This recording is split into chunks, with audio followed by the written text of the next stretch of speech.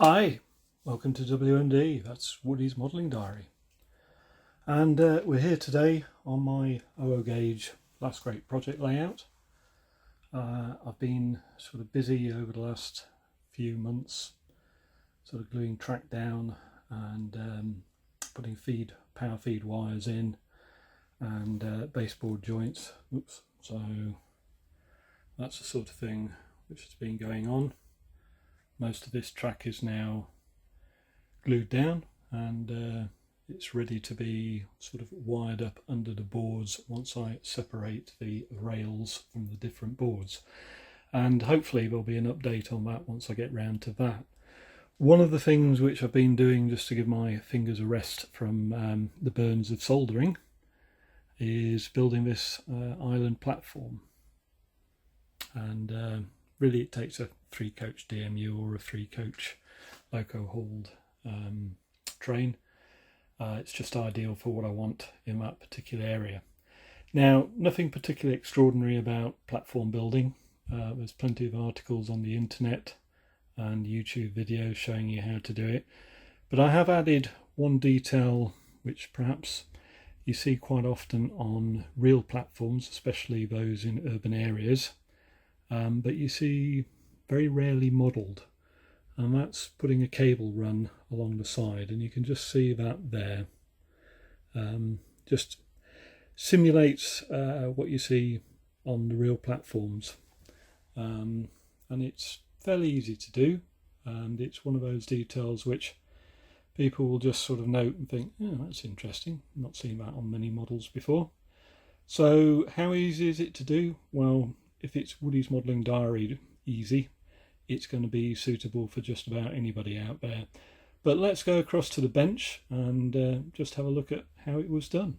Well, we're on the workbench. You'll have to excuse the mess. I've already made up a short length of platform face, and as you can see, one of the things just to consider if you're building your own platforms is this additional sort of strip of bricks at the top. Platform surface goes there, and you'll see on most certainly the older type platforms there's usually several courses of bricks just underneath the slabs at the edge of the platform just to give them support, and that's a little additional detail which is useful to incorporate if you're building your own platforms.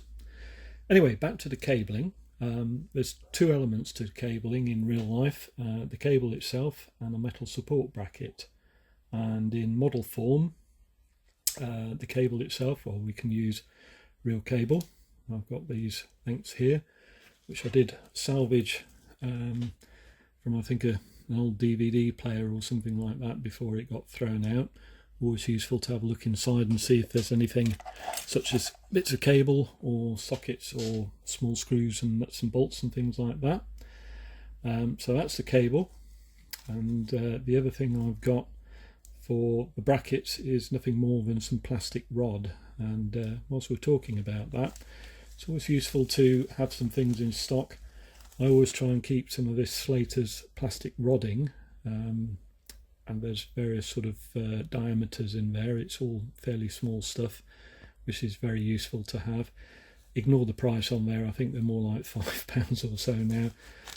They also do sort of plastic strips. This one is 0.02 by 0.025, but they also do an extremely useful pack of assorted whips, and again very useful to have in stock. If you're doing scratch building or alterations to something, you'll find that there's sort of assortment of plastic in there. You'll usually find something which will fit the need at the time that you're building something. So with that in place, where do we go? Well, the brackets themselves I just cut to length.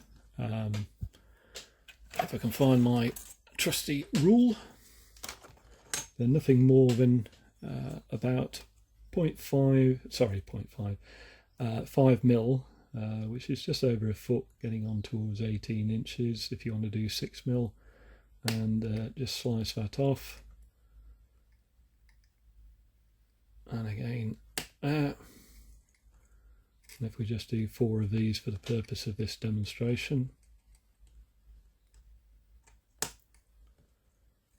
you always end up with one flying off somewhere into the vastness of either the carpet or the rest of the workbench, never to be found again. So yes, one has disappeared, so let's just cut the 5th one, but try and make sure that we've regained control of where it's going. So there's 4 there, and then all I do is basically I'm going to do them at roughly what would be 6-foot intervals, which in metric is about 2.5 mil. So if we do the pencil mark there, and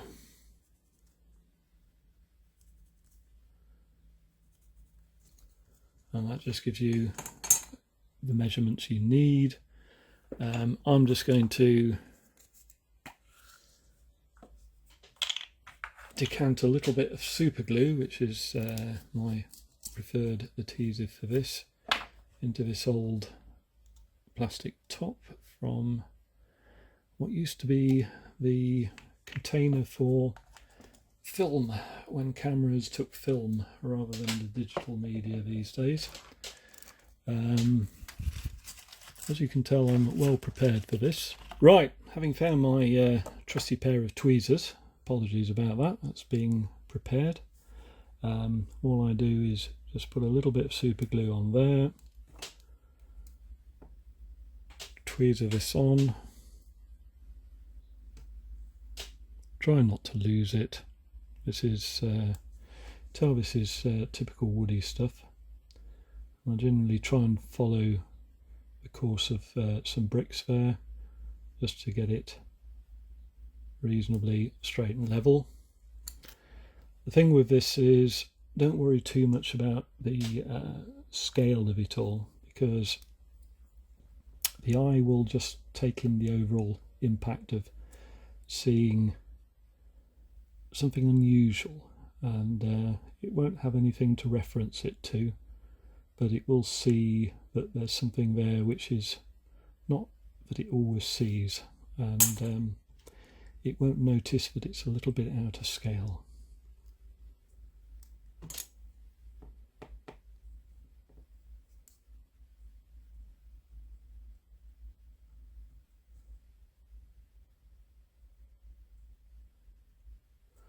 So we'll carry on with those.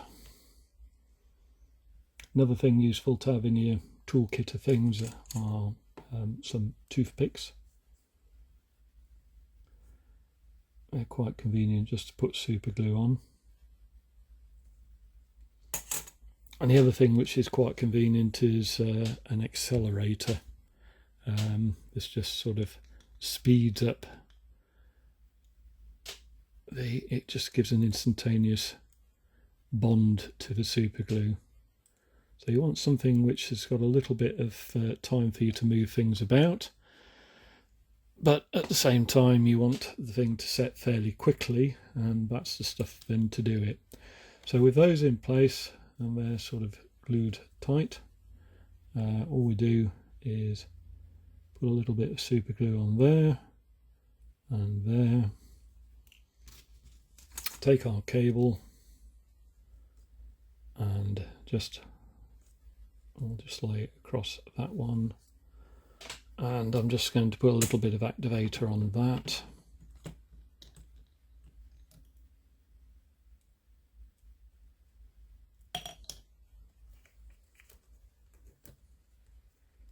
And then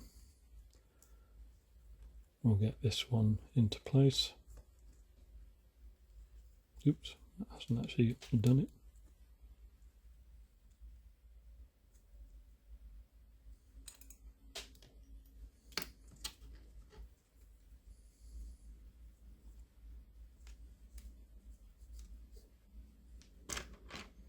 I'm going to use a smaller brush just to, this is a bit of a scrap paint brush.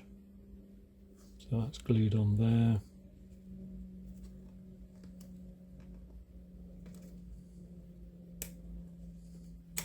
I'm just going to have to freshen up the super glue on this.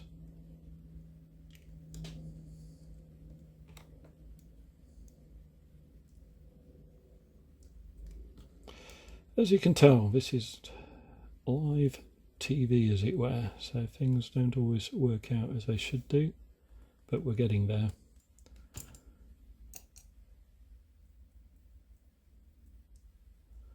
There you go. That's those two in place.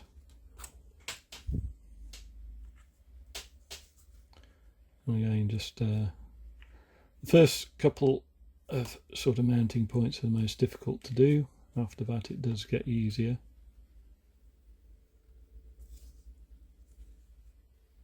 As you can see, you can hold the thing taut.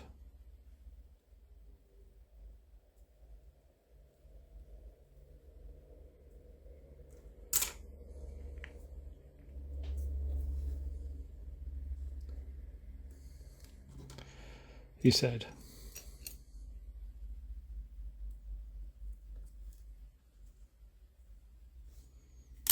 And there you go. That's how it goes. Now, you might run into the problem where you actually have not got enough cable to make the entire run of your platform. So let's just imagine that your cable length, and we'll just trim these off.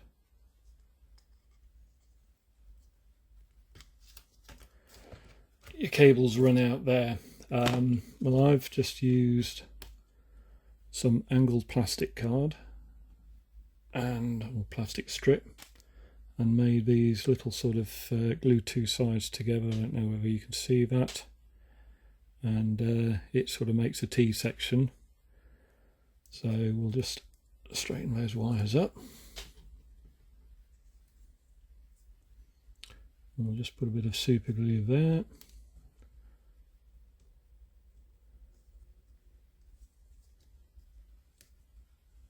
And we'll just place that there, and I'm just going to hold it for a minute whilst it sets.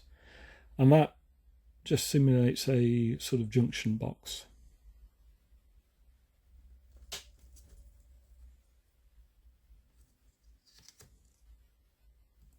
Yep, there we go. You paint that black and you won't notice it. And again with this, once you weather the platform sides, if you want to weather the platform sides, it will all come together and sort of look that very murky, sort of dirty place that most platform sides are.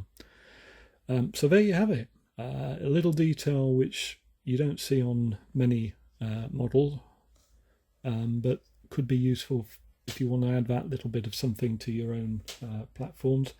Far easier to do it when you're actually building your platforms on the bench, as it were. Not impossible to do if your platform is already in place. You could actually sort of glue the supports to the wire before and then glue the supports to the platform with the wire already attached. That's one way of doing it. And of course you could use finer wire or even sort of a plastic rod to simulate the wires.